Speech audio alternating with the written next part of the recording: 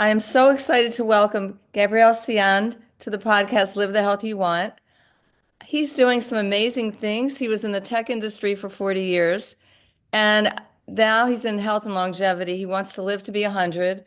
That really resounded with me because I'm going for 140. David Sinclair at Harvard says we can live that long, and I'm actually at 73, I consider myself middle-aged because of that. But I'm really interested in what got you started on the path for longevity. I'm very impressed. There is a trend for people your age doing preventative medicine, which I guess you're looking at all the baby boomers and all the health issues we have, and you don't want to end up in the same boat where the last couple decades of your life are in procedures and medications and all that kind of thing. So I'm really interested in what got you started on this very necessary path. Yeah, so first of all, thank you so much for hosting me, for having me on your podcast. I've been in the tech industry for 20 years because now I'm 43. So I started at 23. So it's not 40, or you could include the first 20 years of my life, considering that I had to learn stuff before I started creating startups in the tech space. But anyway, so I'm 43, and I see my life as divided into two parts. Part one was as a startup entrepreneur in the tech space with artificial intelligence, big data, all those things that are really exciting. Um, and now I'm beginning the second part of my life where longevity is, what I'm um, uh, waking up for in the morning and, what keeps me up at night also. So just to tell you a little bit of my story and how I came into longevity. I sold my last startup in 2021. I was 40 at the time. And I started looking for my next venture, my next project. Mhm. And very quickly, longevity came into play because there are so many fascinating research projects ongoing right now in mitochondrial replacement, in hair repigmentation. You get the color of the hair you had when you were young, about organ replacement. So many things that at first sight I thought this is marketing bullshit. And I spent a year discussing with as many researchers, as many Oh, doctors, as many entrepreneurs and venture capitalists as possible all around the world to try to understand this ecosystem and to try to make sure that this is really for real. This is ongoing research right now.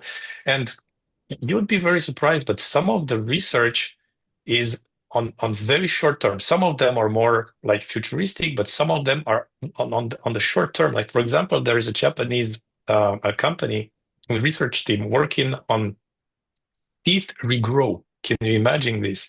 And the clinical trials are happening right now, and they are supposed to end by 2030, like in 6 years. And I'm in sorry, six excuse me. years, What kind of regrowth? teeth Oh, regrow. So teeth. Teeth? yeah, absolutely. So The imagine regrow you teeth. lose your Wow. teeth for whatever reason, and then you take like a magic cocktail, and then like the tooth is regrowing. Can you imagine that? It's That's real. absolutely I've never incredible. heard of that. That's fascinating. Yeah, me neither. So now I know all this stuff, and I know it's for Yeah. real. It's not just marketing or stories. And they have started the clinical trials already. They're ongoing, and they're supposed to release something mass market in the 20 in 2030. So in So they're 6 years. close. I So mean, that's not that yeah, long. they're close. Yeah, it's tomorrow in the biotech and in the health space. And some of Exactly. them, of course, it's like in 10, 15 years. But again, we need to prepare today for what is going to happen for the problems, the health problems that we would have in 10, 15 to 15 years or 20 years. So Absolutely. we have no time. That's the action plan. So for me, and just to answer your initial question, I really feel that after the breakthroughs in artificial intelligence that we see right now, and everyone wants to invest in this space, and like, it's a no-brainer that this is going to disrupt our world just as we know it. I think the next revolution is going to be the revolution of living organisms, of understanding biology. And I want to be part of that revolution.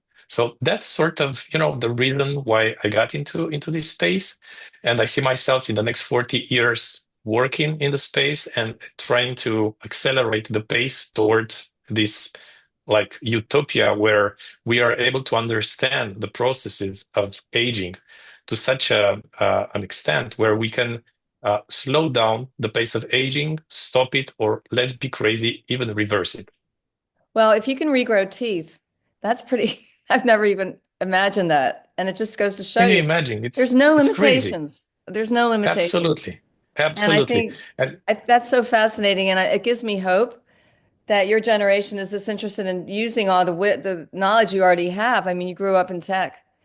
And your whole horizons are just so wide. It's fascinating for me because I mean, you figure I started out when you needed to know something, you went to the library and you looked up the books. If you were lucky, you got two of the five you wanted. And now all you have to do is put a query in and you have all the information that anyone ever had. You have to go through it.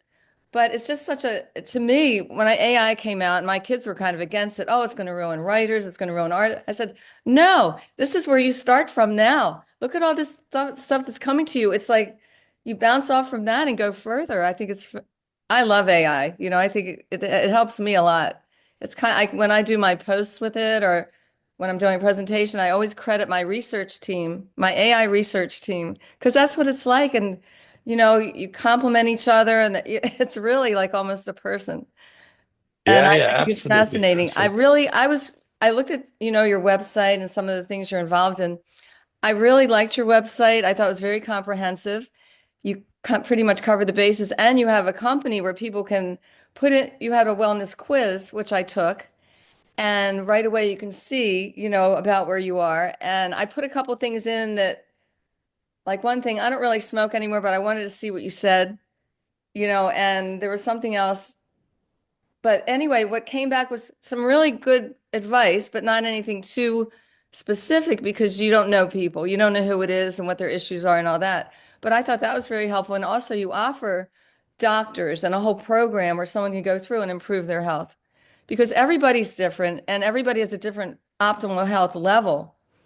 And it's very individual. And I think we don't really realize that enough. I even down to supplements. I'm talking about David Sinclair's longevity supplements, NMN with resveratrol. That's what he likes together. But I'm thinking he weighs 180 or whatever he weighs, and I'm 115. Do I need the same amount? Everybody's body's different, so I'll go a little lighter because I'm smaller than the Yeah. average person. So I think, Yeah, absolutely. So if you start to, so once you understand that this is ongoing, this is for real, and we are on the verge of cracking the code of living organisms, then you start to wonder, how am I going to apply this to myself? And this is where you start the practical stuff. David Sinclair, as you say, Peter Attia, and so many right. others. Yeah, And then you start understanding things and try to apply to yourself. And this is what happened to me. And at some point, you end up understanding that you're not a doctor. And of course, you understand the general mechanisms behind what you're doing, but you don't know the specifics. And at that point, you could hurt yourself if you don't work with a specific and specialized longevity doctor. And this absolutely. is where I came. I applied to myself what I'm trying to offer now for as many patients as possible.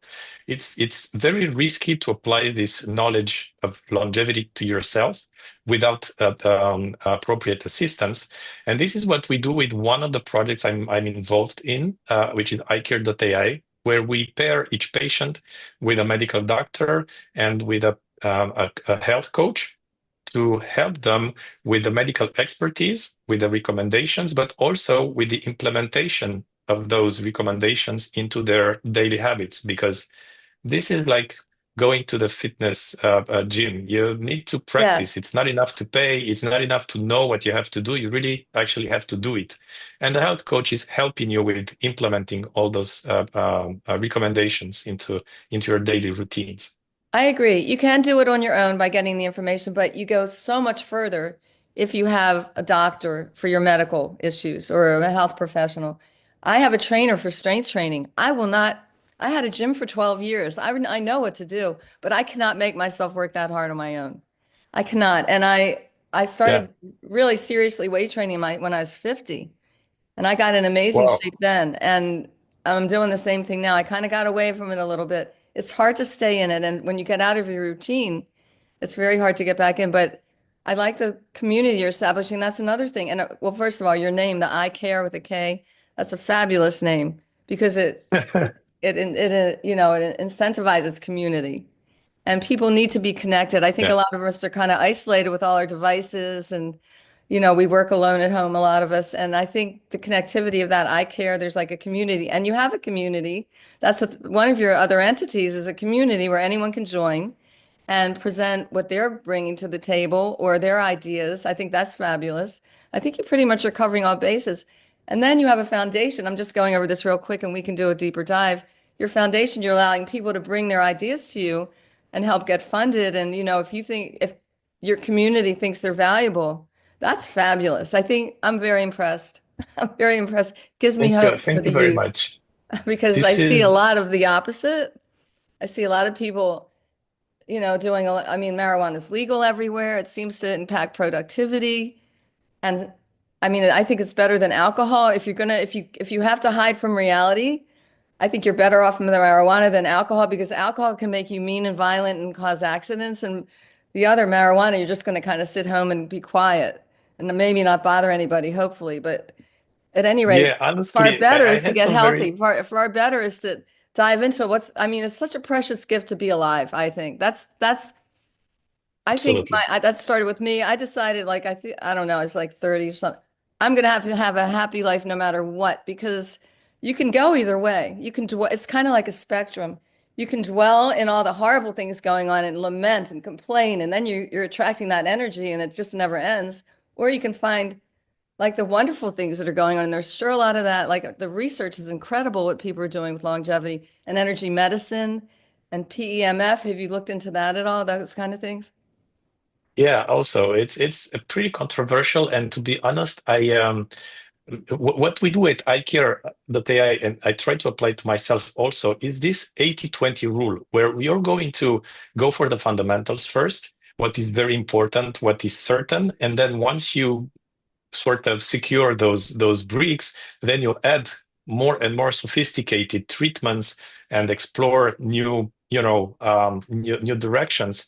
And I haven't come to that place where I'm going to try PEMF or I have rapamycin right now. I'm Oh, you do? creating yeah, I mean I have the pills but I haven't started taking them because I Right. want to put in place a measurement protocol to make sure that Okay. because it's very important for me to measure everything and not just take stuff or do stuff and hope that it's going to generate a positive effect.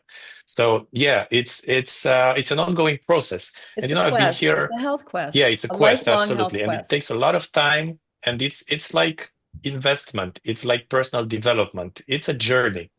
Absolutely. Absolutely. Like for instance, I have a DO, a doctor of osteopathy, who's very much involved in prevention. And I like that. I saw that in a lot of, your website material and things like that, Absolutely. because people don't really think about that. So anything that I ever had, any issue, we always try to determine the cause instead of treating the symptoms.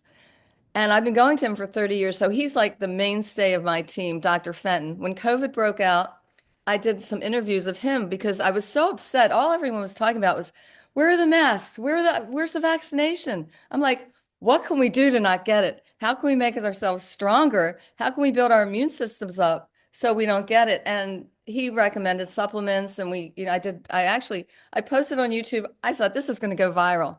Not at all. All anybody wanted then was the masks and I was so disappointed in that. But you're on that path as far as prevention. Absolutely.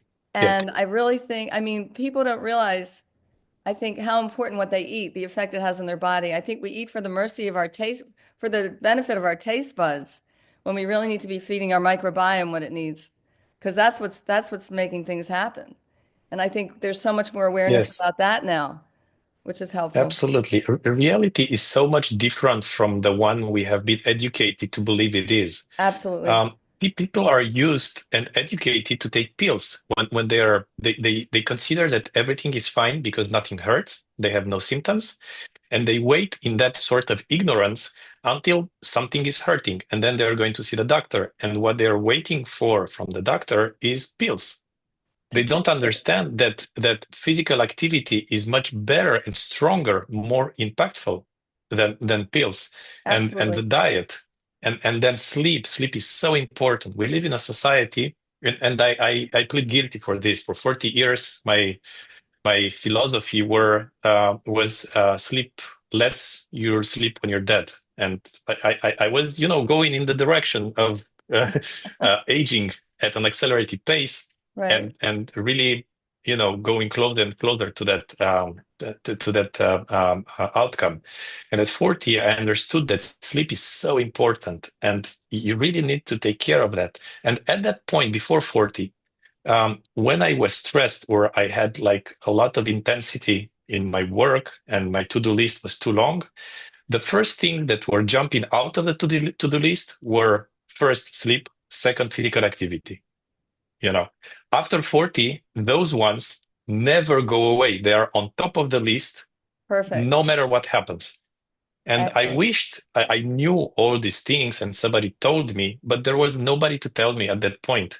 And, I had so many weak signs of and subtle signs my body sent me that I was sort of overcharging myself. Oh, I was living at my own expense, at my body's expense.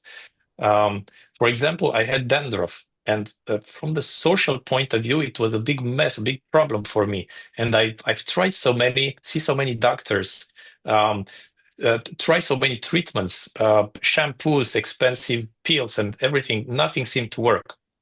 I Nobody told me that I would just have to cool down, sleep 7 to 8 hours per night, and take care of my diet. Nobody told me that. They were all the time trying to sell a shampoo, a pill, all sorts of treatments, oils, etc. Nothing seemed to work because they were treating the symptoms and not the cause of it. exactly. And that's what we are trained to do that.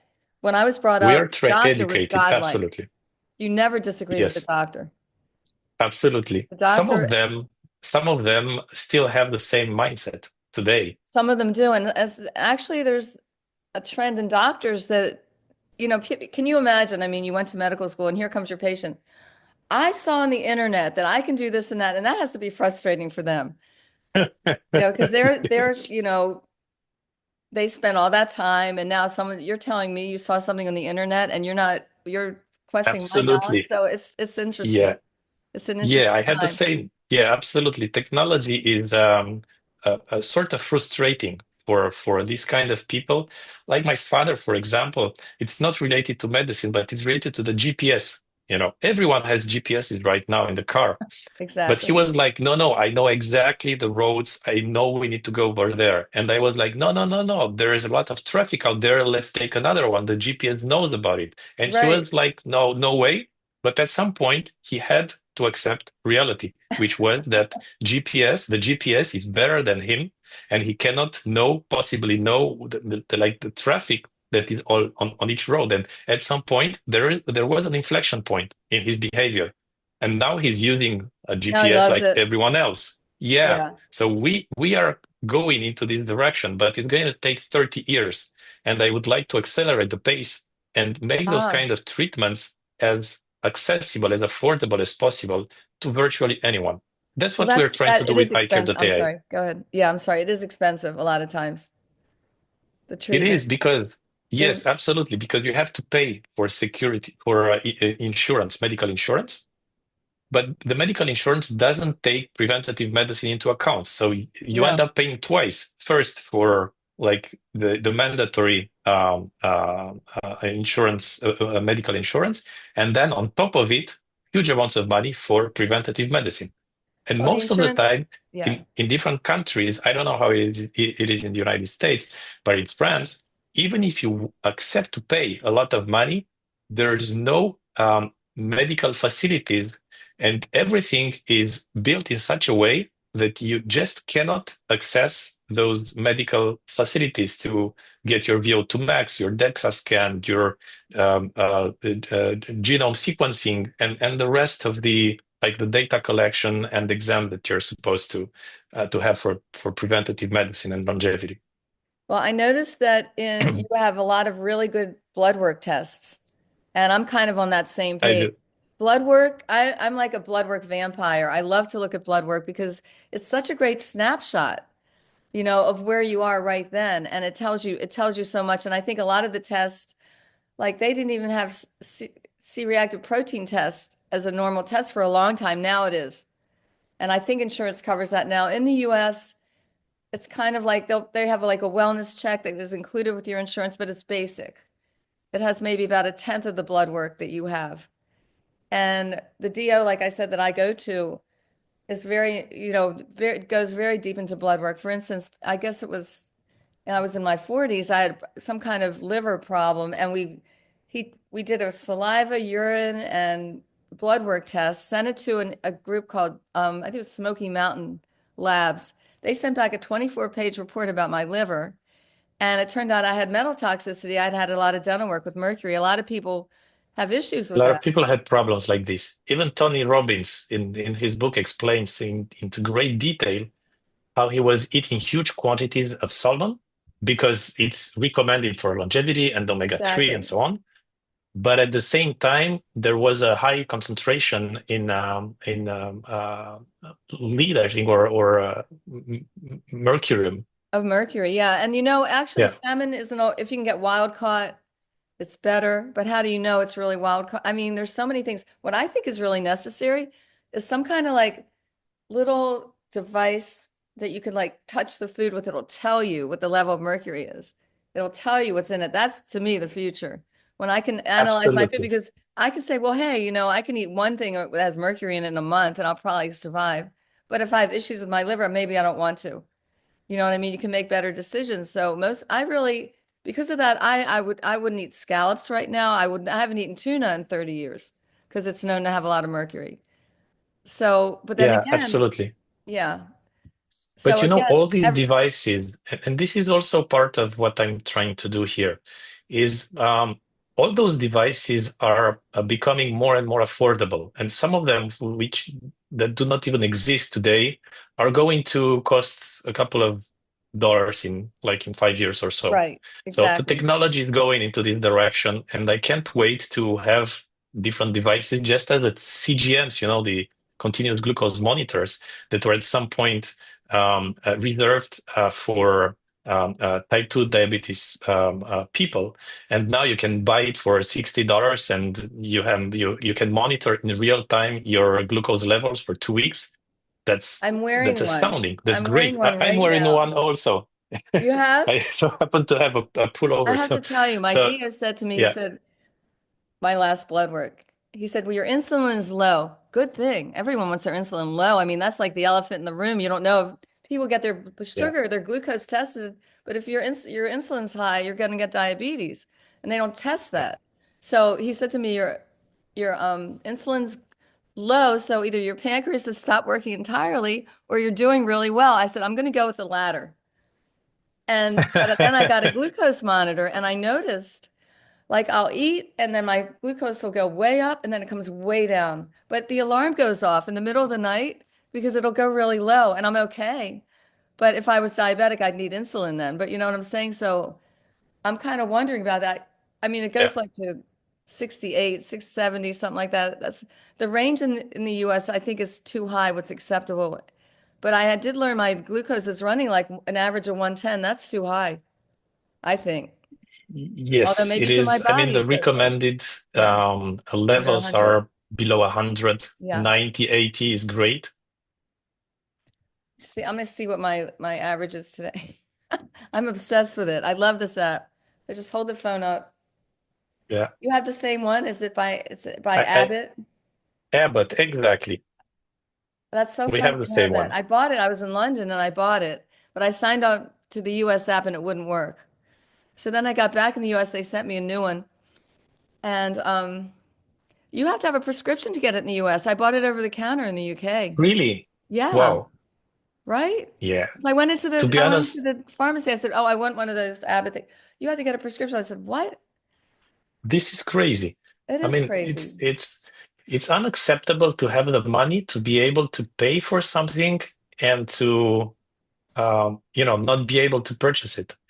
And right now, there are a lot of tricks and a lot of strategies to still find treatments in Europe. Eventually, even travel to different countries to do some medical tourism in order to get access to different treatments, different pills, different devices.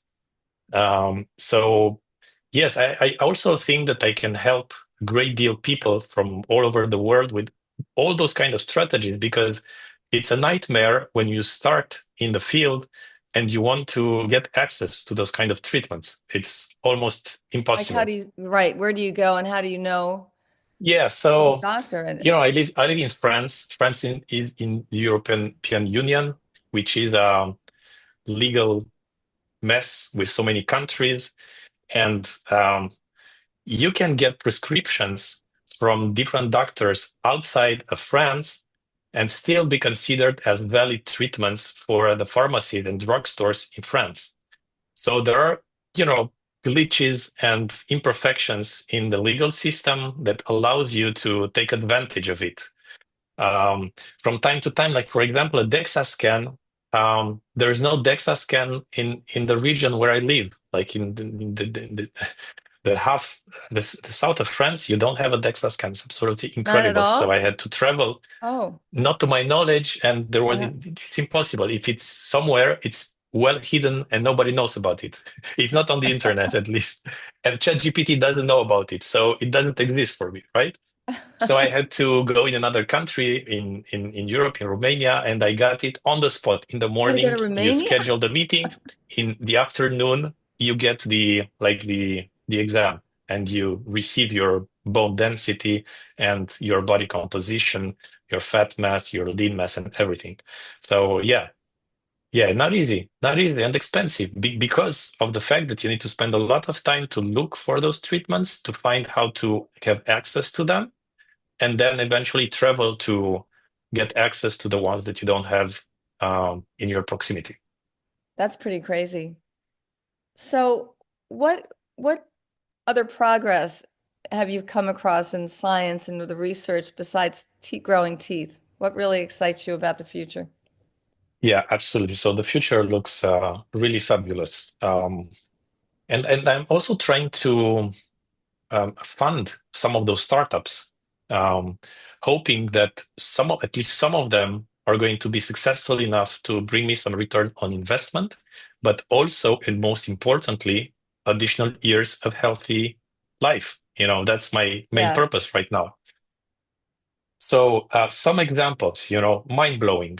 Um, there is a startup trying to inject brain cells into different portions of your brain to prevent neurodegenerative diseases. What kind of And so cells? that um, astrocytes, and they are doing some research on neurons also. Okay. But yeah, it's maybe going to take 10, 15 years. But it's still ongoing, and they're doing this on different models, so it's absolutely astounding. And their idea is to inject small quantities of brain cells so that your brain, thanks to neuroplasticity, is going to adopt those cells, but it's not going to change your personality per se because it's a small amount, and then after 6 months, they are going to replace other cells and so on. So the That's company is fascinating. called BE Therapeutics. It's an American company. The guy founder is called Jean Hébert. And yeah, so that's another example. So those are just examples. There are hundreds of people and hundreds of startups working in those fields. So those are just a couple of examples. Another example, um, United Therapeutics, what they're doing is 3D organ printing. So organs I'm have waiting two for this. components. I'm waiting for Yeah, the me 3D too, me organ too, and print. and it's coming. It's coming really quickly. So I they they bet. they are working right now on the structure of one of the most complex organs in the human body, which is lungs, because lungs have those kind of ramifications, and which go up to level 24. So you have one ramification, go into two, and then to four, and then to eight, and so on. And what they can do right now is 3D print the scaffold of the lung up to level 18 or 19 in complexity. And the human lungs have a complexity of 24, but every year they go further and further with one or two levels per year. So if they continue with this pace, in a couple of years, we would be able to have lungs that have the scaffold that have the same level of complexity and compatibility with your own lungs. And That's then amazing. they are going to populate those scaffolds with cells that they have extracted from your skin, and they have de-differentiated them, brought them back to the state of stem cells, and then they have differentiated them into lung cells. That's And amazing. you will end up having organs that you see them in a jar, right? And then you get them transplanted into your body. And that's also it's absolutely mind-blowing, you know. That's the future. That's the future for Same sure. technology for hearts. This is They have already transplanted such a heart. No, they have done xenotransplantation, to my knowledge, which means um, the heart of a pig, which is similar in complexity, size, and structure to the one of a human being. And they have taken away all the cells from the pig. They kept only the scaffold, and they have populated that scaffold with own the own cells of the patient, and they have transplanted this into a patient. And unfortunately, the patient died 3 months after the surgery because of some unforeseen virus Oh that no. was harmless for the pig, but unfortunately deadly for the human being. But they have made progress. They understood what was the problem, and then like the next ones, they are going to take into account this problem and eventually end up transplanting something into a human being, and that patient is going to live like years and years in good health. That's So fascinating. those are again just examples, but yeah, all these things are ongoing, and Yeah, there is so little money invested into this when you look compared to other treatments, to other investments, to other ventures, that I think that it's really surprising how much we can do with so little resources, and how much more we could do if we were able to influence our governments and our investors to invest more money into this technology. I really agree. I think, and I don't know, there is a lot of money right now, and a lot of people have the interest that you do. I think a lot of entrepreneurs have been successful, see the need, and it gives me hope for the future. It really does. I think it's almost like Absolutely. whatever you can imagine can come to be. Like I picture like a woman getting pregnant, and they can analyze the health of the fetus and maybe give her something or inject something that will correct maybe something that's not correct in the baby that will it won't be born with a defect. They may be able to correct it in utero. I mean, there's no reason why we can't do that. I really think with neurons though, I think I'm learning a lot about that in meditation. Like you can do you get involved in that at all? I didn't see that in what I looked. I haven't read every single thing on your website and everything, but I didn't see a lot about anything like that. Do you also are you a proponent of that? So, in my personal life, I'm not practicing meditation per se, but I'm practicing something that involves meditation. It's called Tantra. It's a Okay. mix of massages, meditation, and dancing, and different. It's pretty difficult to explain I'm familiar. what's going I'm on, a but little familiar with it. Yeah, this is kind yeah, of but the audience maybe could wonder what this is. And to be yes. honest, when you look on the internet, you will see things that are really not representative of what it really is. So Okay. the best way to explain this is a mix of, but just as I said, massage, um, meditation, and dance, and to invite people to try for themselves and evaluate if it was useful for them or not, and eventually to continue if it's important. But yeah, not stop at just reading and trying to imagine what it is, because in reality it's something completely different. So are you getting you're getting good reception with all of your initiatives, it sounds like. Do you I still find there's Yeah. some people So I'm sorry. Do you ever find no, that no, people, please. when you're explaining something, their eyes kind of glaze over, they just can't get interested in it? That's shocking to me that you're in this body.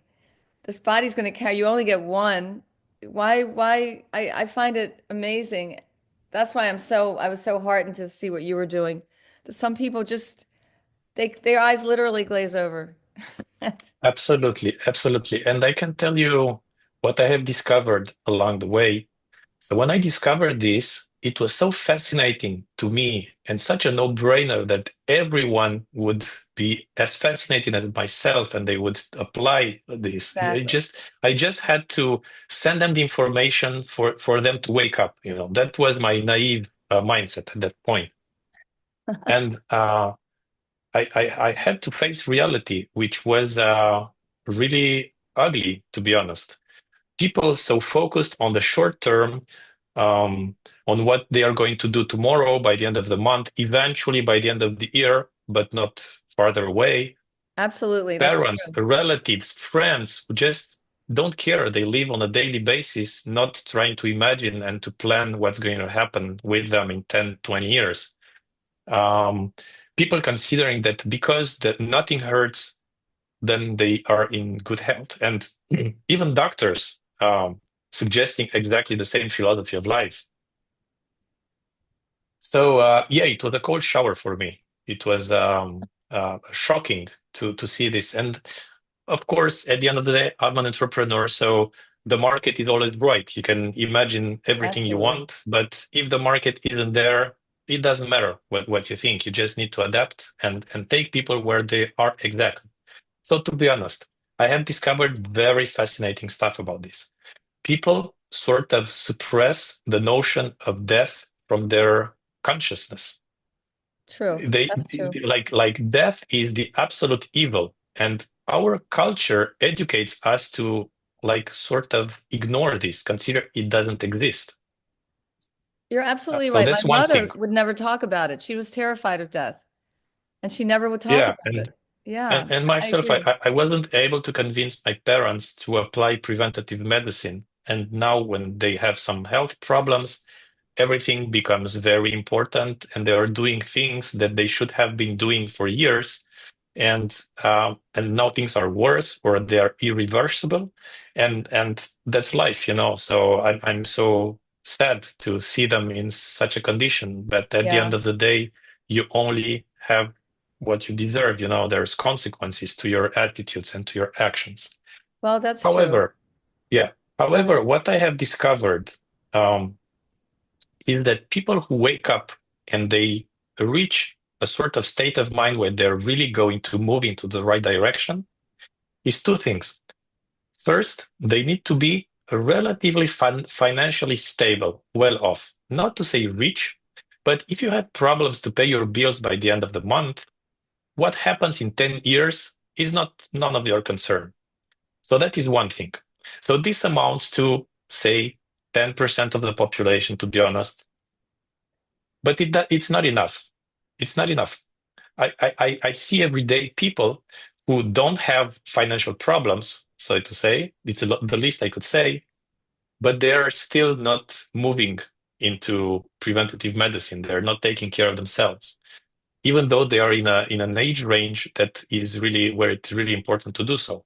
What needs to happen is also to have an accident, a health accident, even eventually in your own life or around you, relatives, friends. And this is going to strike you. And if you have some amount of money and you have that kind of unfortunate event in your life, then those two parameters are going to move you in the right direction. But unless you have both of them, usually people don't wake up and they just look the other way. Do you think they're just so involved in their own immediate life? And I think you're right. A lot of people are looking at the end of the quarter rather than the future.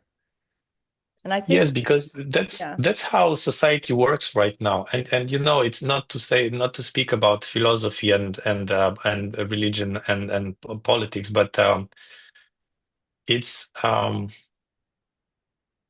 short term. Today we live in a sort of dictatorship of the short term in the Western countries. We educate ourselves to believe it's a democracy. Yes, it's a democracy because you can vote for the people you want, to run the country. But we all live in a dictatorship of short term. You need stuff right now, and everything that is on the long term doesn't exist. This is why education is so neglected. it's Health crucial also. too. It's crucial. Yeah, absolutely. So society is pushing us into this direction.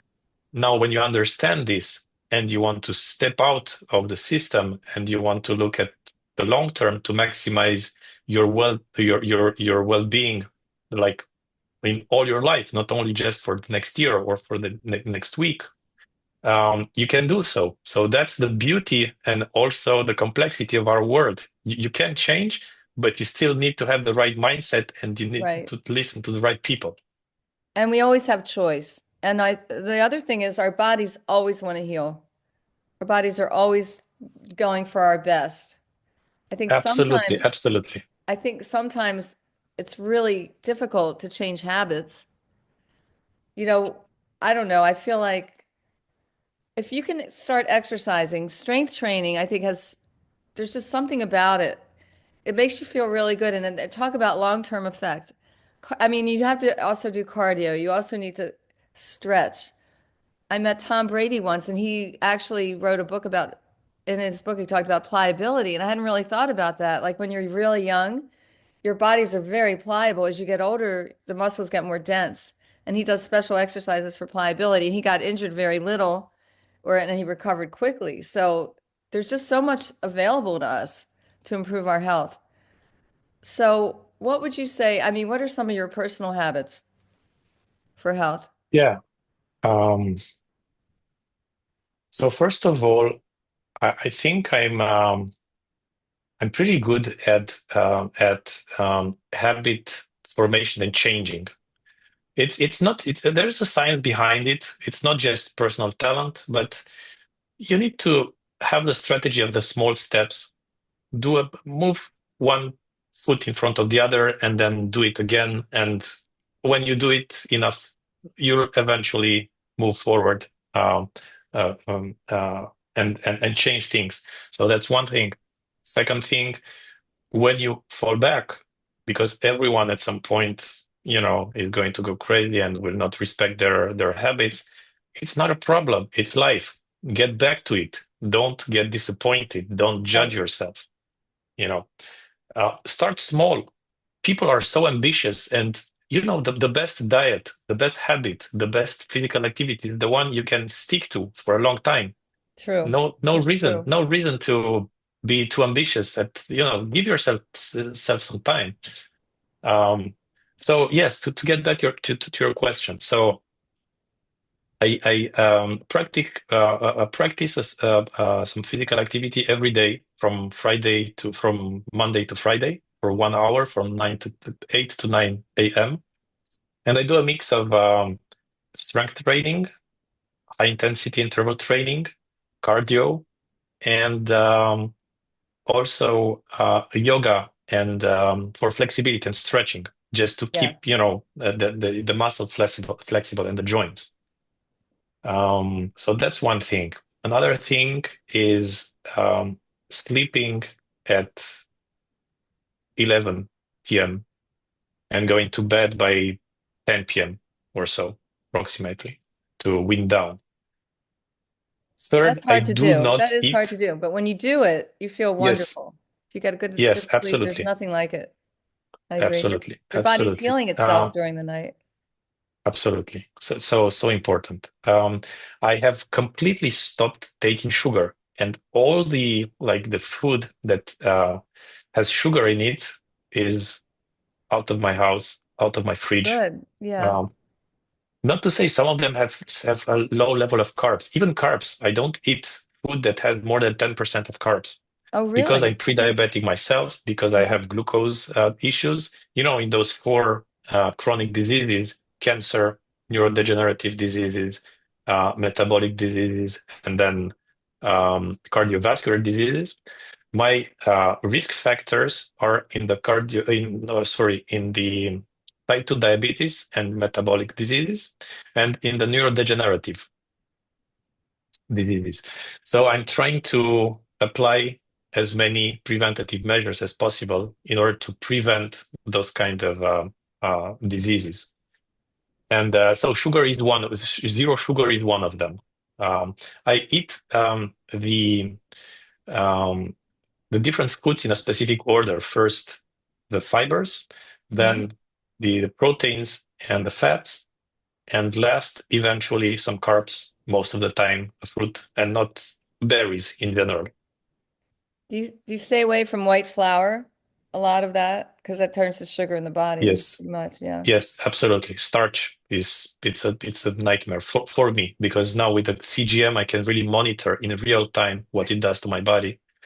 And something very, very important, which I have overlooked for many years, is the stress levels. So now I have absolutely. educated myself to sort of have an intuition to feel my stress levels because for 40 years in the life I had before, as an entrepreneur in the tech space, everything was going so quickly and you need to be like up to speed every time, almost 24 out of 24. Sometimes I would up in the night and have an idea or something and work or just put it down because my brain was working all the time, all the time.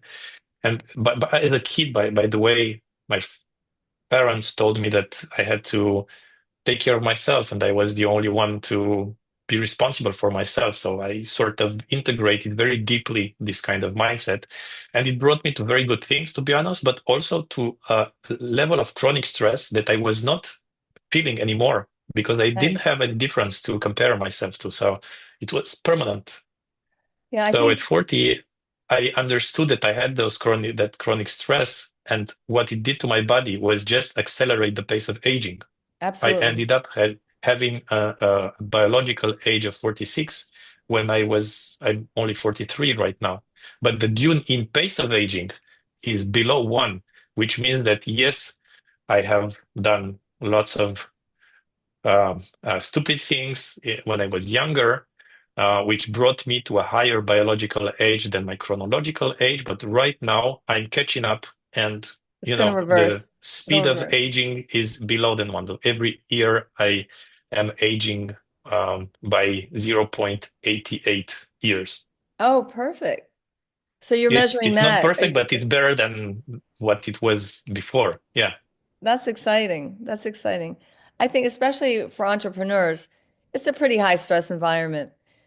You don't know what's going to happen next a lot of times. I mean, are you going to get when you're at the point where you need funding, are you going to be able to raise the money? Are you going to have to pivot? And you have to pivot a lot. There's a lot of challenges and obstacles, and everything has to be fast because someone else is going to do it. If you Yes. bring it to And what I market. want my fellow entrepreneurs to understand is that what it does to their body. And from time to time, it's okay to accept that kind of stress. It's part of life. But if you don't understand this, you could continue with this kind of chronic stress for decades, which is what happened to me. And this is where things can go really bad for people. And by the way, they end up having cancers, being young, It wears on the body. ulcers, and Yeah. so many other diseases. I have friends around me who, because of chronic stress and high levels of stress, are suffering from all those diseases. Because if they can have if you, I agree, it's good to have a little bit of stress and it's good to have a little bit of adversity. I see people very successful who've overcome that, but that's just that they overcome it.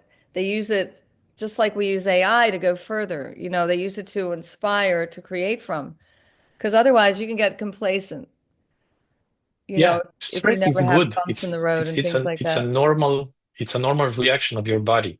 The problem is when the stress becomes chronic, becomes long term, and you need to stay away of that, or at least be aware of Harmful. it. Yeah. Yeah, it's harmful for the body. It's kind of like stress and also there's another thing. Some people have not a chronic food allergy, but maybe like a low level food allergy that's is causing inflammation in the body. Do you have any testing that can show that? Like, for instance, if someone has a peanut allergy, it's pretty obvious. But if someone just has a little bit of a reaction to wheat, maybe not a horrible gluten allergy, but something that's wearing at them, you may not know it for 20 Yeah. years. Yeah, absolutely. I have a Yeah. story about this. One of my friends who suffers from IBS, the irritable bowel syndrome, which is a very common and multi-factor disease. And doctors don't know exactly what to do about this. And nobody told him, I mean, everyone told him to take some drugs against pain, to live with it, to cope with it. It's part of life. And recently he started changing his diet because I'm talking about this and sort of after so many uh, so many discussions and some harassment on my side for him to change. He said, okay, I'm going to try this. So he tried the low carb and keto diet. And he told me that it completely changed his symptoms for IBS. So it's absolutely incredible. And then And he you have doesn't have some it. That's he wonderful. he doesn't it's no it's much lower, he said. It's much lower and nobody ever told me about this. So it's absolutely incredible that such small changes, can produce so huge consequences. It's so no one mentioned him diet with IBS? Not really. Not, Unfortunately not, because he didn't yeah, listen to the right people, but then it's very right. difficult to Yeah, listen to the right people when nobody's talking about this. right. Just And you like don't me for know. eczema and like the different symptoms I had problems with my skin, itching, being red, being inflamed. I had, again, as I told you, dandruff, and nobody told me that I had just need to sleep for 7 hours per night, and I need to cool down and manage my levels of stress. Wow. Yeah, that makes a lot of sense. So between And then that, those two things plus yeah, always look at the diet. I mean, because Hippocrates said all illness begins in the gut, and it really seems to bear fruit. And actually, my strength trainer said to me the other day too, he says, everybody complains about how they can't lose weight. But he says what they don't realize is it's not the weight, it's the fork. It's what they're eating. It's not that they can't lose weight, they're working out, they're absolutely. exercising. It's all about that. And I think we don't give enough importance to that. You think our Yeah, microbiome is it's hugely powerful in our bodies. yes, I have a story which I'm really experimenting right now myself. So in the different treatments and preventative measures that I've taken to mitigate my glucose levels, Uh-huh. there's lots of things, but and it worked to some degree, but not enough. I still had glucose levels on average that were 100, 105, which is too high. And my doctor, fortunately, I have a medical doctor with expertise in longevity who is reading a lot of stuff, which I don't. And he said, okay, so if you've tried everything, you could try some. You haven't tried everything, but like the next thing in line to try is some probiotics coming from Excellent. Pendulum. It's called really expensive, but it's worth the try which populate your gut with some specific bacteria that are going to help you manage the glucose levels. And you know what? I've been taking them for a week now. Like my glucose levels are at 90. It's Really? it's a breakthrough. It's absolutely incredible. Is it Absolutely. Akkermansia? No, it's no, it's like they say proprietary. They don't give the Oh, detail okay. They of don't tell the you the what it is. Because I bacteria, just started last week but too, taking something. Yeah. yeah, it's called pendulum glucose control. I mean, I don't have any interest in them. I've just, it's Yeah. important to no conflict of interest. And I've been taking them for only a week, so it's maybe too early to draw any conclusions. But still, you after a year and a half, I still have different things that I'm trying right now, and I will be trying anytime soon. And it's a never-ending process. It's, So yes, yeah. the gut microbiome is absolutely astounding. It can It's, be the solution for so many health problems we have. Absolutely. And I didn't even really know it existed till a couple of years ago. And Stephen Gundry, Dr. Stephen Gundry, who's a cardiologist, and he's all over the internet and sells a million products. And he actually is my cardiologist now because I figured he was taking patients. But I was so impressed with him. I read his book, The Plant Paradox, and he describes the microbiome as being in charge of a huge condominium. And the good gut buddies want it to be nice and they want to live in a nice environment and they'll take care of your health. But if the gut gangsters move in, they do things like they reek holes in the lining of the intestines and they get through it and havoc results. I'm an artist too, and I was so inspired. I started doing sketches and I hired an animator to show this kind of condominium and the Good Gut Buddies are cleaning. And I actually have, if you look up Good Gut Buddies on TikTok, Instagram, Facebook, my gifts will come up for my designer, which is really cool. And I have one that says Really homeostasis, nice. sweet homeostasis. But I was so overwhelmed. It was like science fiction reading that. I had no idea all this was going on. I was ignorant to it. And And honestly, it's it goes fascinating. much further than that. Because there's a saying that you're the average of the five people you're spending the most time with.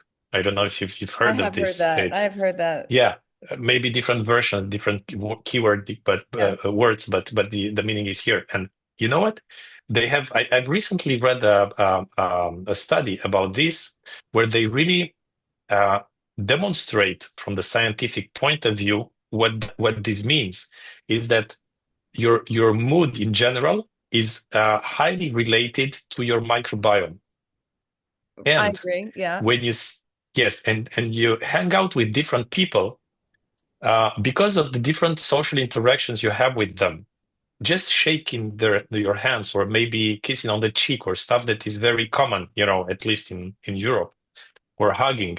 Well, if you hang out with them enough for enough time, like the microbiome is going to sort of harmonize to a It's on your certain skin. extent. Your community, they're your Yes, and stitching. you will Yes. absolutely, and you will end up having partially the same microbiome that you're like the other people, and Wow. it could help you have the same mood as themselves, and it goes in the like positively or negatively. So this is where this Wow. idea of hanging out with the people that you'd like to look like is really important, and this is where science explains how this is working, That's really interesting. the And then you exact don't want to be around the mechanisms. ones that are always negative and sick all the time, unless you want to impart, Welcome to the club. Me neither. because yeah, well, time is short, I think, so you want to spend it in the best way. I'm really enjoying talking to you because I feel like you're kind of on the same road I was, but here you are this many years later, and you have so many more advances to start from, which is really exciting, and the knowledge of it. I think, what do you think for your age group? Do you see people kind of getting more interested too? Because my age group, I mean, there's so many people, there's lots of groups of everything, but generally speaking, like I'll show my animation, I showed it to one of my business groups, I'm all excited, here's my animation. 80% of the people, their eyes is glazed over. They could have not told you one thing they saw, which I think, but you're right. If they get sick, now they're interested. Yeah. Yeah. So there's an inflection point at around 40 years old. I have lived it myself, and I see it also around me because the people I hang out with are approximately my age. So at 40, you reach the peak of your shape, physical shape, and also more or less maybe intellectual shape. And from that point on, you start decreasing, I'm a or late you're bloomer. I don't stable at agree with least. that. I don't Oh agree yeah, with that. on average. No, on average. I Go mean, ahead. people who don't really care of No, I'm just themselves, teasing. and at the same time, they have parents who are starting to have different chronic diseases, and people around them who have been super stressful, and they get heart attacks or cancers or stuff like that. And one way or the other, little by little, they need to face this reality that we are living beings and we're limited, and we are sort of in the middle of something, and from now on it's going to be stable or decreasing. And this also contributes to that consciousness they have that they really should be taking this seriously. Not enough, again, until they have a tangible health Right. accident themselves, but it's still, it's different stuff that influences them marginally until there's an inflection point. At that time, they are our perfect patients who say, okay, I've seen my father, he had this problem. I don't want to follow the same path as himself. What do I have to do? What do I have to pay? And, that's like the patients that we have. This is where we take them and we give them directions and assist them in their longevity journey. Do you think, do you subscribe to the theory of intermittent fasting or fasting period? I do it. I do it. I've been doing it for the wrong reasons, but with the right consequences since I was a teenager, 15 years old or so, Uh-huh. because I really wanted to sleep 15 minutes, an additional 15 minutes, and I wouldn't take breakfast for that. So I got used to only having lunch and dinner Uh-huh. and no breakfast. I know it's better to not have dinner and have breakfast. Okay, so I'm not perfect. But Well, anyway, so I do that 1680, yeah. fasting, where I Uh-huh. don't eat for 16 hours and I only eat for the 8 remaining hours out of the 24. I do the same. So, I do the same. And so I it I works miss for me. breakfast. Yeah. You miss break? Okay, welcome to the club. Okay, Yeah. so I'm not the only one. Happy to Yeah. hear that. Again, so there are so many measures that you need to test on yourself and Right. eventually do biomarkers, blood tests, feel if that's right for you or not. And I really, my preferred, like the answer I prefer when people ask me, what do you think of this or that? I say, it depends. The magic words are, it depends. It depends on Right. you. Try it, see if it works, eventually measure something if it's measurable, and then decide for yourself. Yeah, I think that makes a lot of sense. And I think your body will tell you too. Your body will tell you right away if you ate something that isn't going to go very well. And Absolutely. even, I don't know, I used to do even muscle testing where you would hold something and they push your arm down. If I'm not sure Yeah. how much credence I have in that, but it seemed to work. I'm not really, have you ever heard of that? The muscle testing where you're holding something and they push your arm down. And if you have no reaction Yeah. to it, that's kind of old school. We were doing that a lot, Uh-huh. like 20 years Yeah. ago. No, I haven't So, heard of it, but sounds funny yeah, exactly. to try. There's also a trend, I think, to doing less cardio for long amounts of time. I Yeah, the think zone two training maybe. Zone two like training. maybe doing HIIT, doing high intensity interval training and maybe shorter bursts of, which is really how we're designed to like run from the tiger. We're not really designed to run for. Even though, I mean, some people they do great at marathons. I'm not saying they're not wonderful, but I'm just saying a lot of times some people it'll wear on their knees and ankles too much over time as you get older because it's an overuse thing. I worked with a group of bus drivers from the county where I am in, and they all had issues because they're all overusing, their their feet and their knee, that one leg, and they're just constantly putting pressure on it and not exercising at all. And it was so interesting that it makes sense. I mean, we don't think of our bodies as ever wearing out, or doing repetitive motion like a tennis elbow. That's really interesting to me. I wanted, you know what? I'm going to segue into something else. Are you familiar with energy medicine? Have you looked into that at all, like microcurrent therapy and PEMF? I mentioned that. Yeah, so I haven't tried it. Haven't tried it. It's on my to-do list. And Okay. as soon as I try this and I can measure or feel anything, you'll be the first one to be informed about it. Well, I'll tell you my experience really quick because Please. okay, in the mid 90s, my son was about 6 years old, and we were in Vail, Colorado, which is a ski resort. And we were skiing, and we were there for a week, and then we decided to go down one mountain in inner tubes, where you like ride an inner tube down the mountain. And I'm kind of a wimp. I never would go on a black run. I was a good skier, but I stayed on the easy stuff. So here I am, parallel to my son. We come down in the inner tubes, and at the bottom of the hill, I like stand up and I stagger over to my son. And of course, he had a great time. They let my husband go, my then husband, and he came down at 30 miles an hour in the inner tube. He's 200 pounds, 210 or something. And he hits me, knocks me 8 feet in the air. Luckily, I had a ski boot on, so nothing broke. But I had vein damage in my lower right calf for the next 20 years, and I had pain. The blood would pool. it wasn't all the time, but like standing in line at the airport was torture because I couldn't lift the leg up and, relieve it. Mm. And, I figured, well, I'm not going to die. And I lived with it. And then I was involved. I had a business coach who recommended a doctor to me in California, and he suggested I get this PEMF mat by Beamer, which is a German company, and they've worked with NASA and they've been around 25 years, tons of research. And what it is, PEMF is pulse electromagnetic field. So it delivers little waves of electromagnetism into every cell like a tiny battery charger. So I Absolutely. thought, I'm familiar with the technology. I just haven't tried it yet. so this is what happened. So I bought this and it's a $6,000 item. It's a mat with a console and then it has some applicators. I didn't take it out of the box for 2 months. And I put it in the bed. You lie on it 8 minutes in the morning and 8 minutes at night. I mean, I'm athletic, but a couch potato could even use this because that's all you do.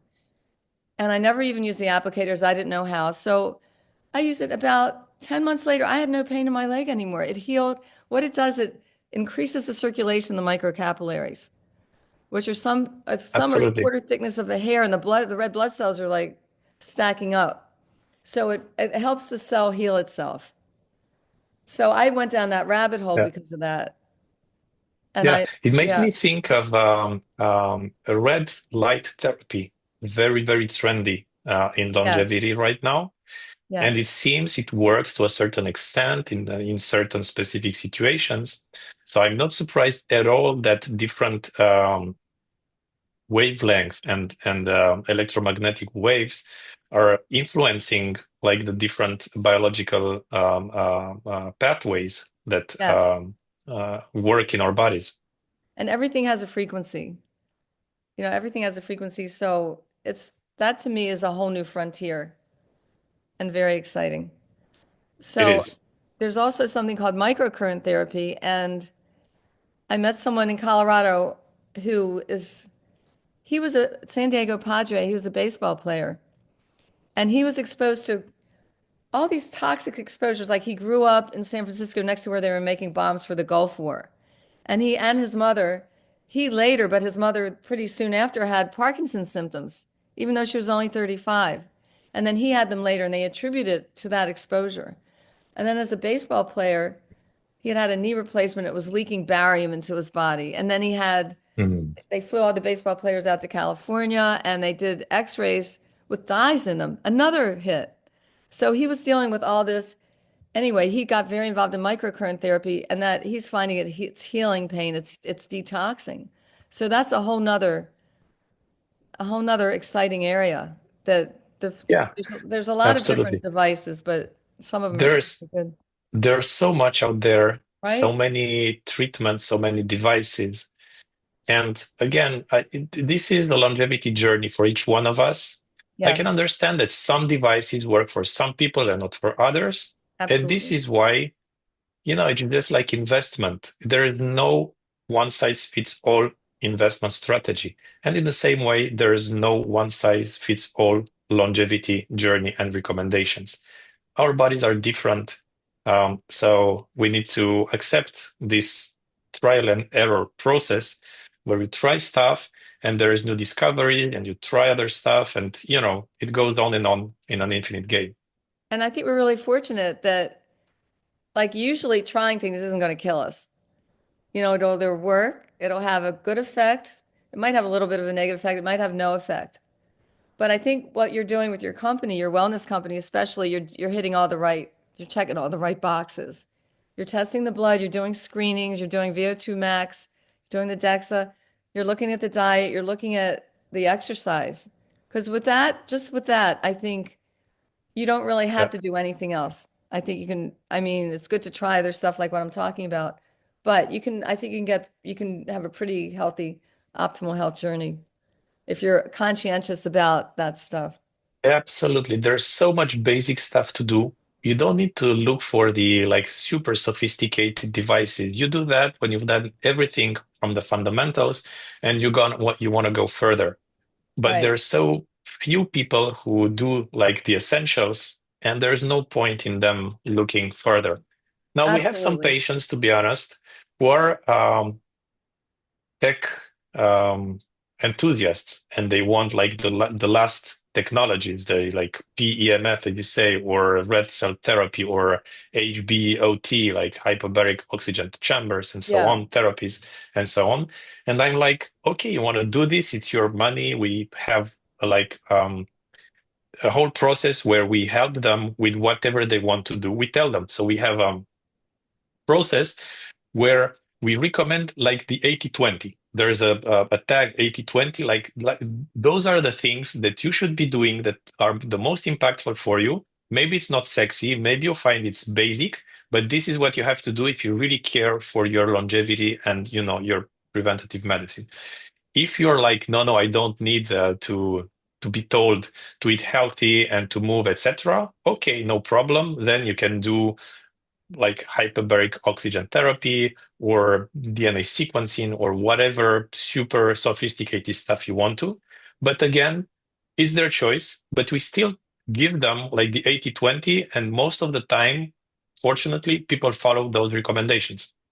And that's actually kind of basic things that everyone should have as normal, I think. You know what I'm saying? I think we should be Absolutely. educated about how our bodies work for one thing and how, Absolutely. Absolutely.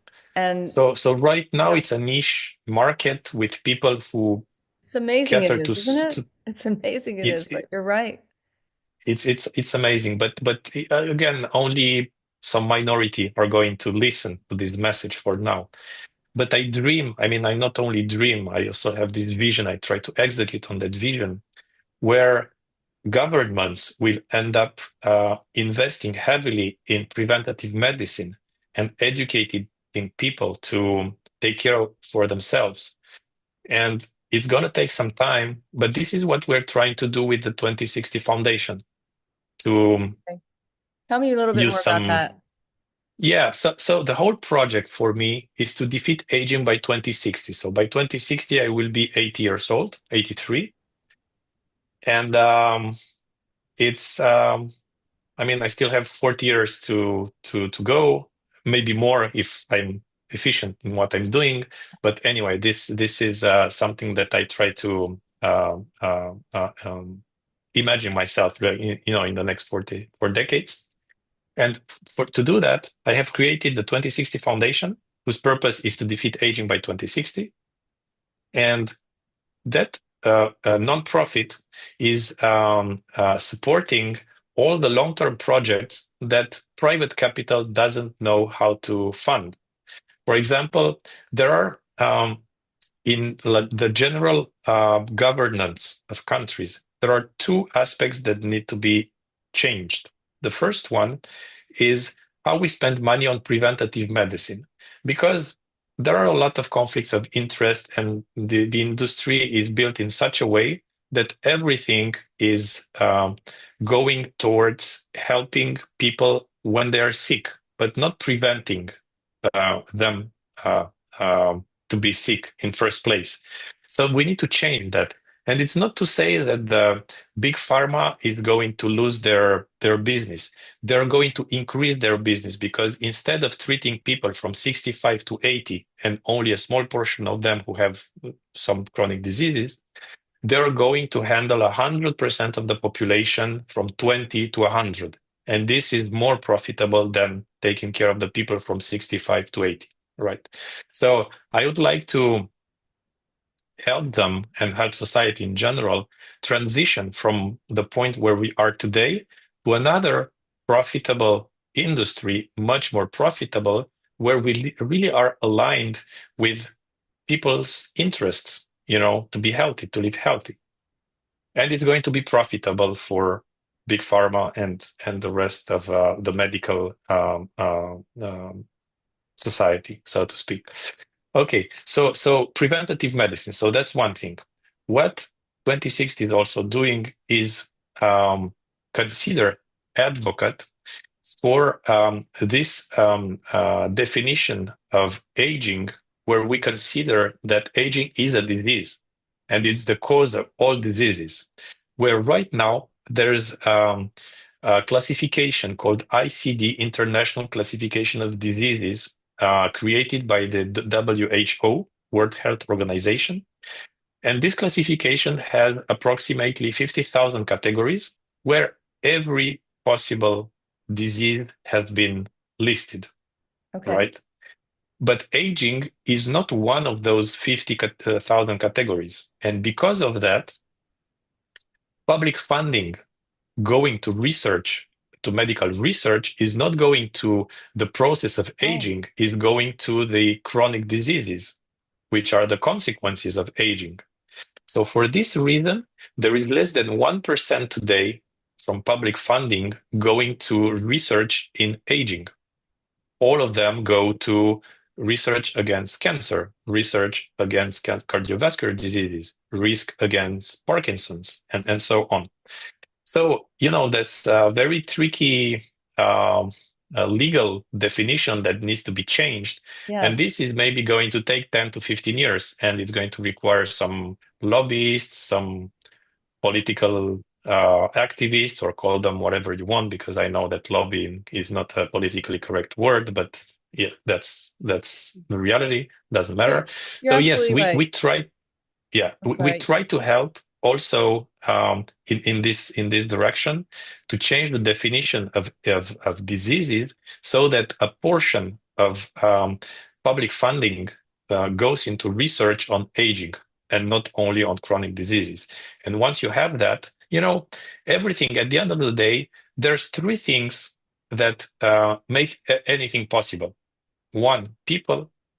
Two, technology. Three, resources. Speaking of financial resources, if you have the three of them, then virtually everything becomes possible. So on aging, we are terribly lacking resources. It's a complex problem, and we need appropriate resources to crack the code.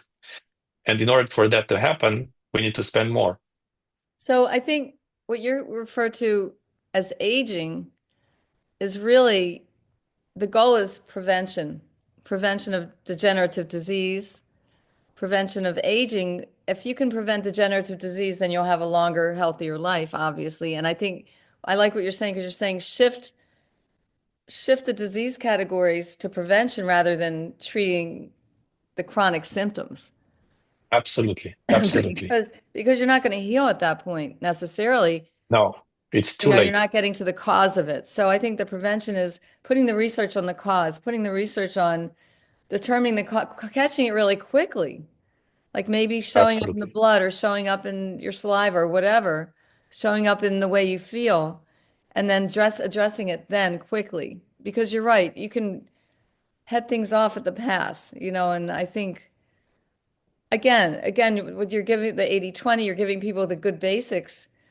I think if people follow the good basics of health, most of them are going to be okay in a lot of cases. But a lot of us, I mean, we're eating fast food all the time, way too much sugar, and too many chemicals in the processed foods. It's the body isn't That's designed to deal with it. Our bodies have not caught up with our technology. Our Yeah, bodies are that's way this is behind this is a it's nightmare. amazing what they Fast tolerate, food if you want is my opinion. It's amazing yes. what we get away with without having even faster.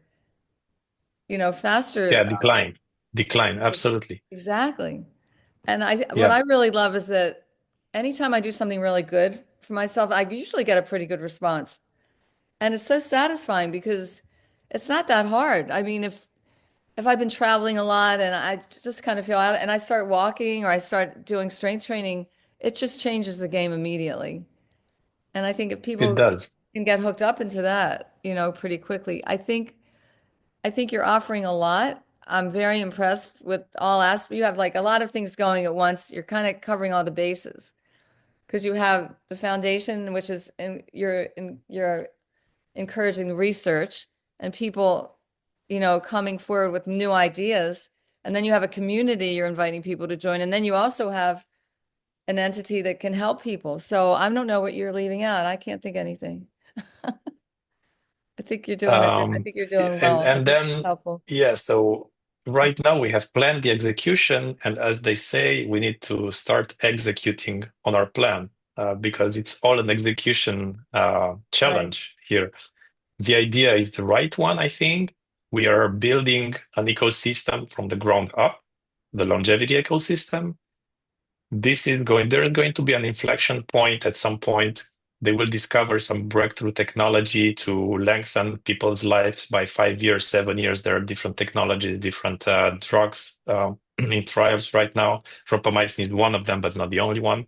And at that point, everyone is going to wake up to this huge new opportunity. And I think it's going to be the best investment opportunity in the history of humanity. What is worth more than your life? How much people are going to pay to live longer and healthier? No limit. So I really think we are tackling here something that is not only um, moral, but also super profitable. And I'm trying to make a case out of it and to Well, convince as many investors to invest more in with me. By the way, I'm also investing into those technologies, into those startups. So yeah, I think we are covering all the big um, components of longevity are you getting a here. lot of good ideas coming in to be funded?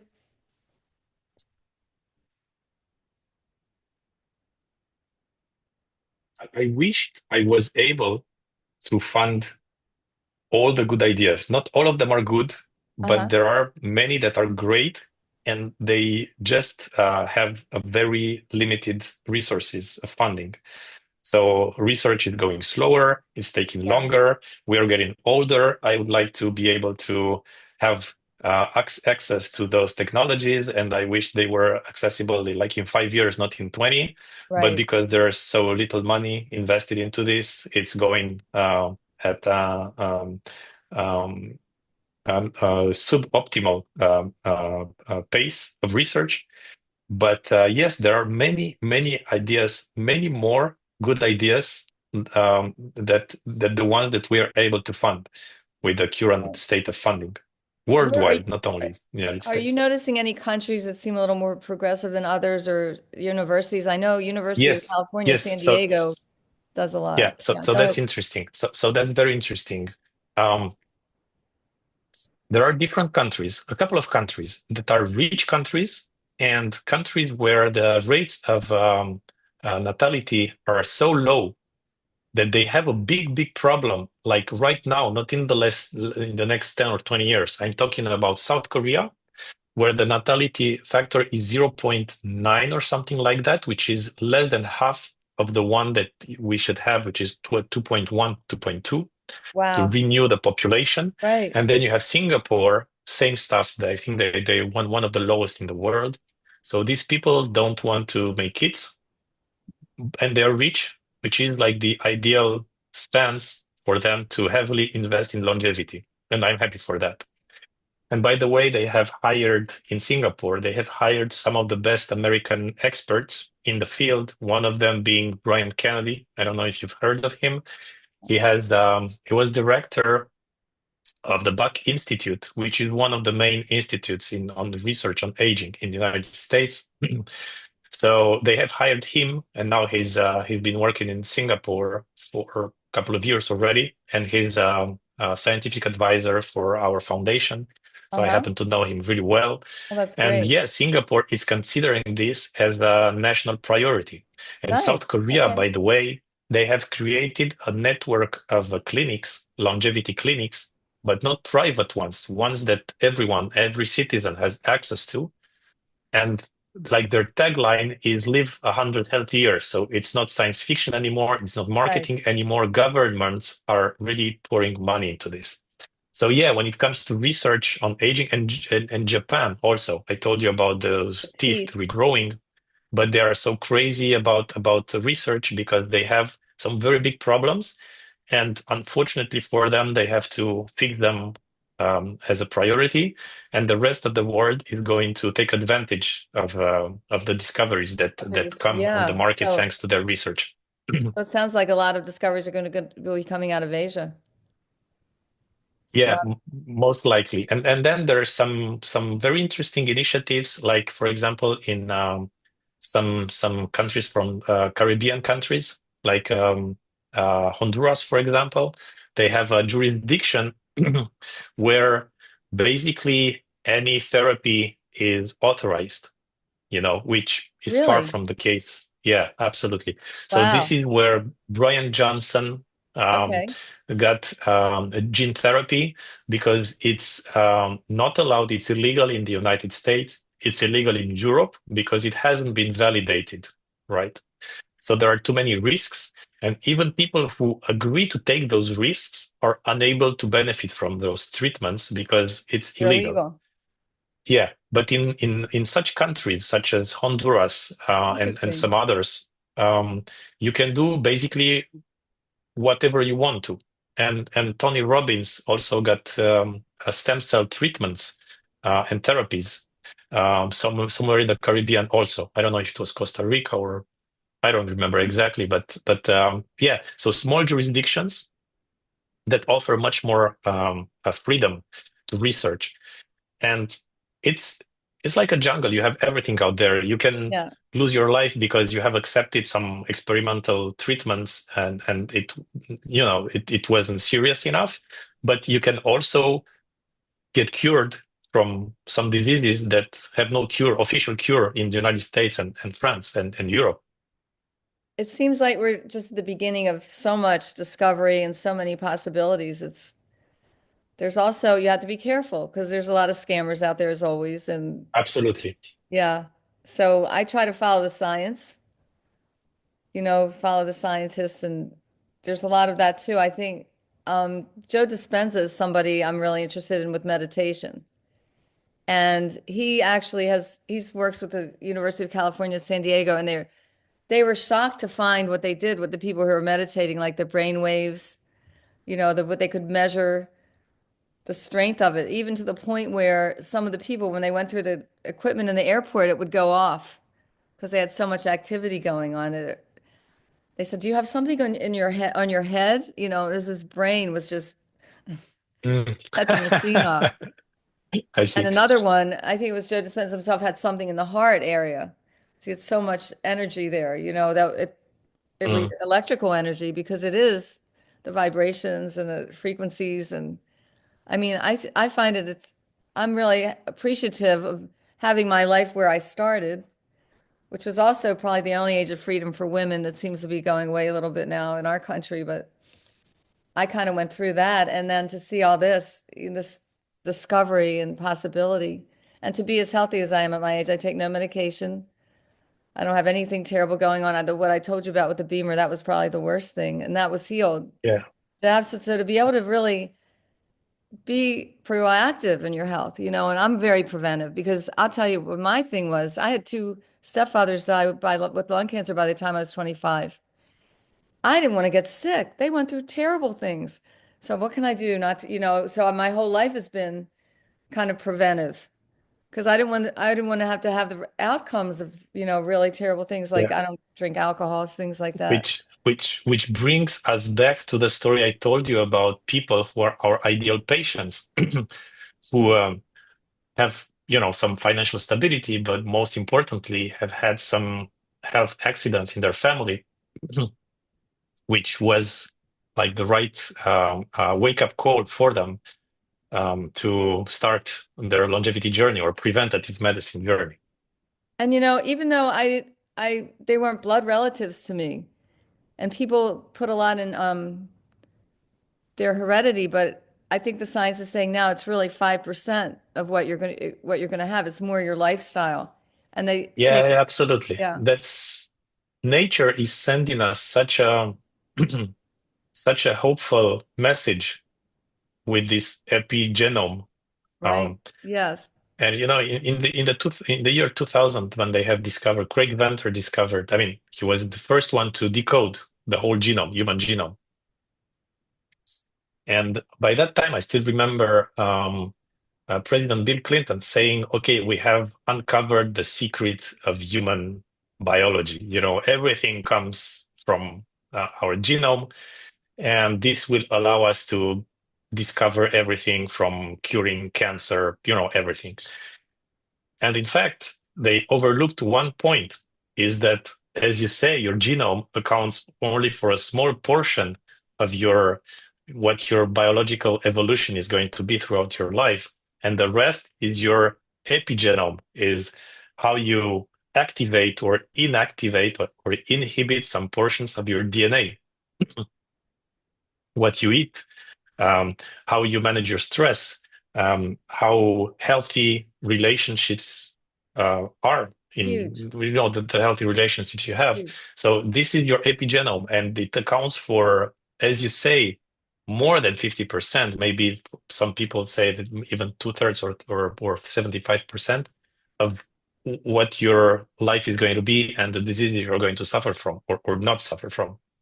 I think one other aspect that gets overlooked sometimes is I think people have to have a sense of purpose and they have to That's mental be, health. That's yeah, mental health absolutely. is huge. It's huge and it's the attitude too. Like, do you look at everything as bad or you look at everything as good and full of possibilities or the end of the world's coming? It depends. Absolutely, absolutely. And Yeah, and we again, we at get to some choose a point, I lot of this. thought, yes, yes, and it's so important for our well-being, but also the length of our life.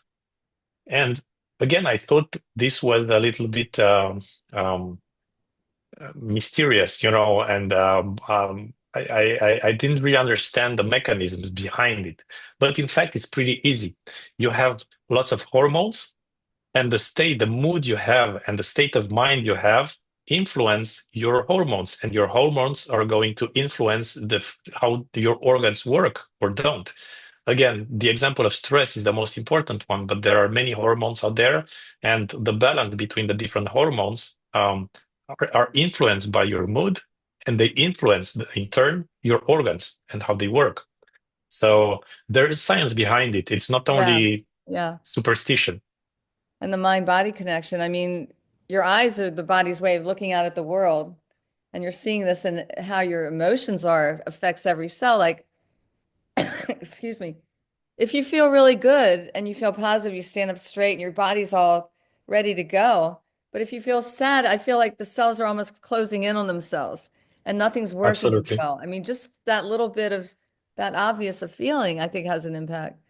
So Absolutely. everything matters. Everything matters. And I really don't have any other questions for you right now. I'm very excited about everything we talked about. And I've learned a Yeah, lot me from you, too. and I think your generation will learn a lot too. And I think you're giving a lot of opportunity, which I will definitely try to promote because I think it's pretty wonderful. Yeah, Thank you very much. yeah, I'm glad to have met you, Um, Gabrielle, very much. yeah, me too. Me too. And you really don't look your age. Congratulations. Well, You're thank you. I'm very you're an mature. example. I haven't grown up yet. Is it time? I just forgot that.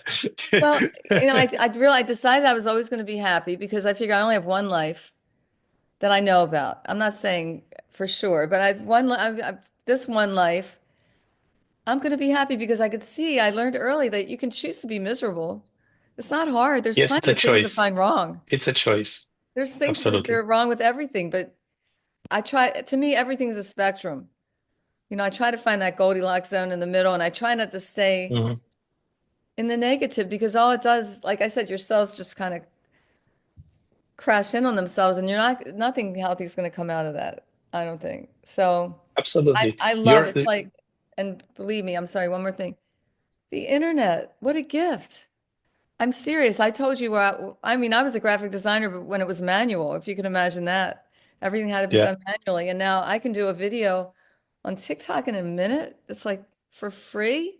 We used to spend thousands of dollars on one little video. It's like mind blowing. it's mind blowing, and it's like the social media is like a playground to me because it's fun. I can do it quickly, and yeah. So I'm Likewise. really Yeah, yeah, enjoying all the it's the great. things of these days. Now, I'm kind of in I like energy medicine, the things that are happening with that, the microcurrent therapy and the PEMF because I had such a good result with it.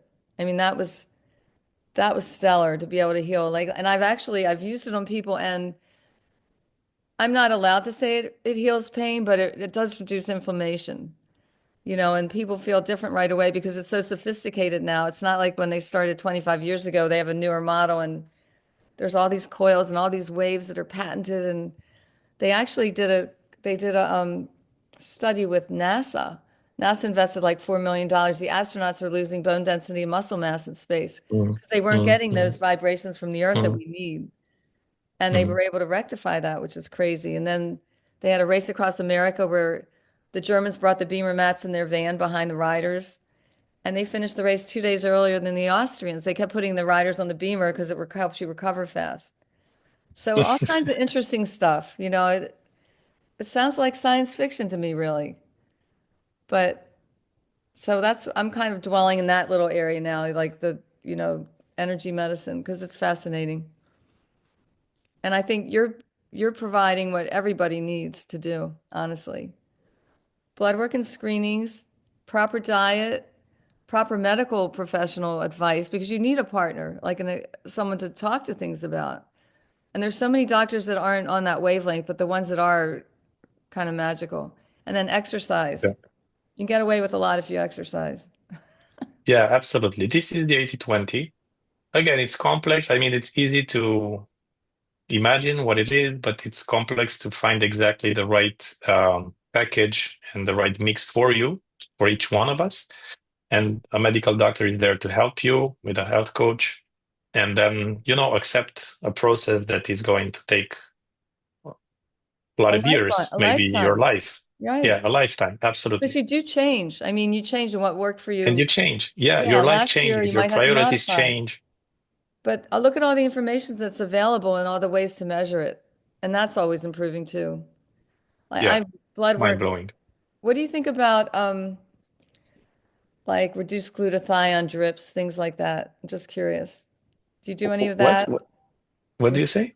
Reduced glutathione as an injection? Oh, yeah, I haven't looked into it yet, so I don't have any opinion about it. So that was prescribed to me by my DO several times for different reasons. Hmm. And I'm not sure I had it for mercury. I was exposed to mold in a hotel in Italy, Mm. and that was one thing I did. It was reduced glutathione. They actually inject it. People inject it, but I had it in a nebulizer, and that was very Hmm. helpful for cleansing the lungs. That was so I'm more into the futuristic stuff, as young as you are. We are on the same wavelength. Welcome to the club again. It's great. But anyway, there are drip lounges where people get different, like vitamin C or B12, that kind of stuff. And Yeah, reduced well, the problem glutathione is with something my DO has given me in yeah, the past for mm. liver The detox too. problem with supplements and vitamins is that people take them without any um, measurement, any precise protocol, and you can harm yourself. You can waste your money, or it could be good for you. It works for your friend, but it might not work for you. Absolutely. So, my personal opinion, I'm not the only one, and it's maybe not very practical, but to me, the only way of doing things right when it comes to supplements, nutraceuticals, and vitamins is to have your blood work on a regular basis, like every 6 months or so. And based on Absolutely. that blood work, to take different supplements and eventually stop taking them when in the right time, when you have the next checkpoint and everything. So people don't do this. Most of the time, they have heard of their friend who is taking something and there is a miraculous effect to it, and so they're taking it also, and it could work for him, or it could be only subjective experience. You don't know. And I think there is a lot of shady stuff when it comes to supplements because of True. this lack of scientific approach. Absolutely. Absolutely. There's a company in Fort Lauderdale called Life Extension, and I've been going to them for decades. And I like them because they do a lot of research. That's kind of their thing. I actually knew the president of the company once, and he was complaining. He had worked for my then husband at the time. He said, they won't let me spend any money on marketing. All they want to do is research. And I'm like, yes, That's good. exactly, exactly. And they're a pretty good resource if you ever wanted to look a supplement up in Florida. They So it's have called life extension, right? Life Extension. Yeah. They're a huge I've mail heard of order them. house, but they're They're they're, headquartered in they're Florida. some of the most prestigious, right? In supplements. Life Extension? Because Yes. their research is fabulous. A lot of my vitamins are for them. And Hmm. I have a podcast I did with the director of clinical research there as a friend of mine. I've been going there. The first time I went there and I did blood work, Oh my God, I was 40, so that was like 35 years ago, or even in my 30s. And they didn't have a doctor on staff then, they had a biochemist. And I said to him, I'll never forget, I said to him, I said, well, I'm taking 40 grams of soy protein a day. I was really proud of myself. I was trying to go plant-based. He goes, oh, but it's a trypsin and enzyme inhibitor. That's not good, So he knew that then. There's so much, there really is. And the body's a lot of real estate. You have to be careful. I agree. Supplements, you need to be working with a medical professional for Yeah. sure. For example, Blood work. very, very, very concrete example from my life. Um, I was taking, so I had concentration of calcium, which was higher than the normal ranges. So my medical doctor recommended I take magnesium because magnesium reduces the concentration of calcium. So guess what? After 6 months of magnesium, I did my blood work again, and I had too much magnesium. So hadn't I taken those blood labs again 6 months after I started, I would continue to take magnesium because, my doctor told me to. Right. But I would harm myself because I was going from too much calcium to too much magnesium. So I stopped it.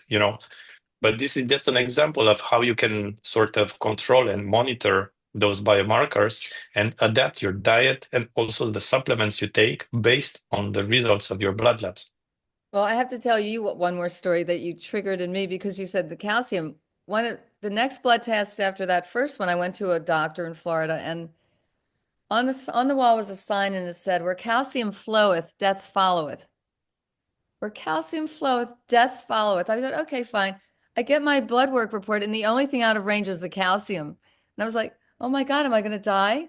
Because calcium doesn't go high unless, well, you were able to manage it with the magnesium, but in a lot of cases, it's a parathyroid issue. Mm, So then I went to my great DO, and so we looked into that, and I was testing high on parathyroid, and that means a benign tumor in one of the four parathyroid glands. Well, yeah. I'm a real Yeah. wimp about surgery and all that, and I went to endocrinologist, and he goes, "Yeah, you're going to need a 2 to 4 hour surgery, and you might lose your voice. And here's this big gallon to collect your urine for the next 24 hours, and do this, that, and the other." And I like walked out of there. I said, "I'll find another way. I'm not going to undergo a surgery like that where I could lose my voice." So I researched for the next probably 5 years, and I eventually found a team of doctors in Tampa that did an 18-minute minor surgery, and I went there and had it. But I mean, most people would have just gone and done the surgery, or a lot of people probably would have just gone and done the surgery. But I had to find another way, and I researched. The same week I found those two doctors, I found an Israeli doctor who had some kind of drug that helped. But so there's a lot of different ways, there's a lot of different paths.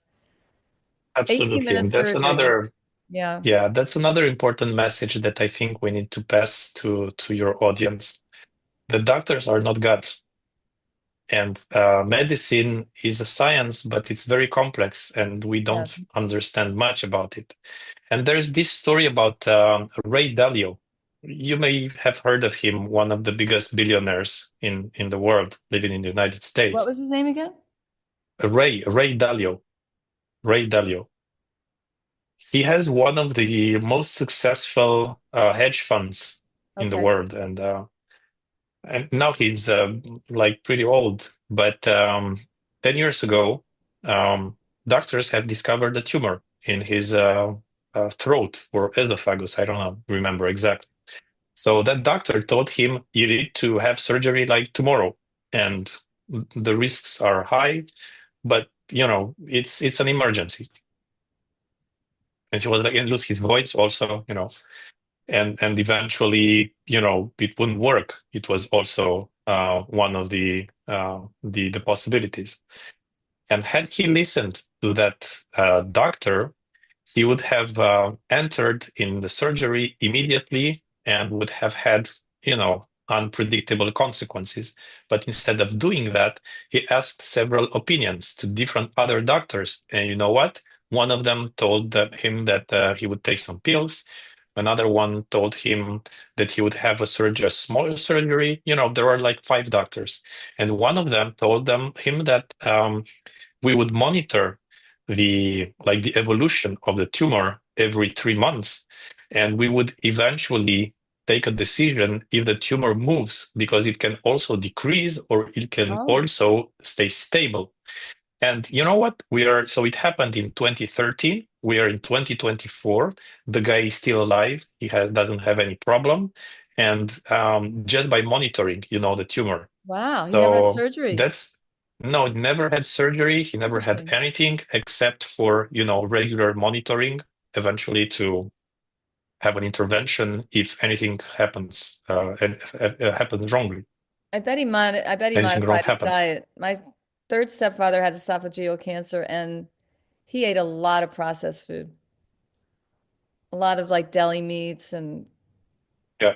things like that. And when my mother would go out Yeah. of No, town, he would no say he was cheating surprise. on her and go to McDonald's and he would eat a lot of unhealthy. Yeah. Yeah, it's junk food. It's a big mess, and people need to know about this. That's where I think the most impact can take place, the diet and exercise. And Absolutely, the two most important as you say, physical activity and diet, and the rest. Like there's five levels of intervention in today's preventative medicine. You have um, physical activity from the most impactful to the least impactful. Physical activity, second, diet, third, sleep, very, very yes, important. Fourth, mental activity, mental absolutely. health, sorry, um, meaning in life, as you say, meaningful relationships around you, um, how you manage stress, stress management also.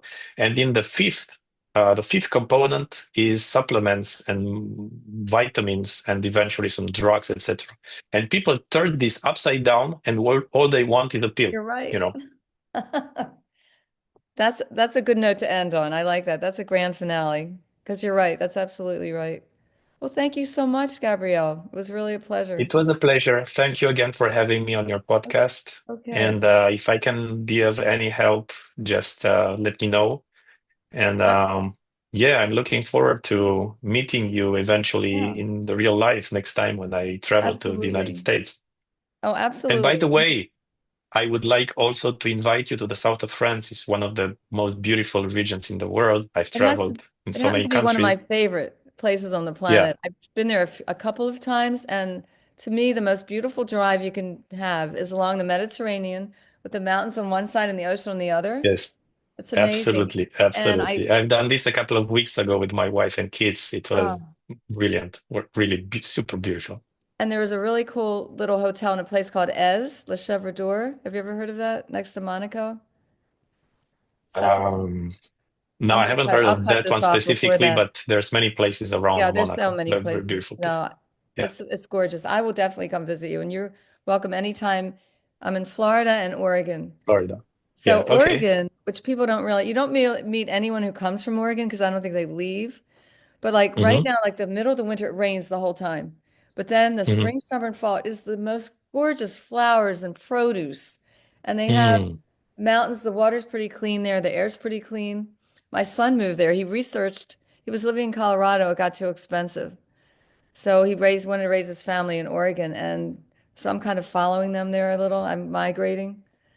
Yeah. But this time of year, I don't think I can be out of Florida because it's really, I grew up in Baltimore, so I can do gray.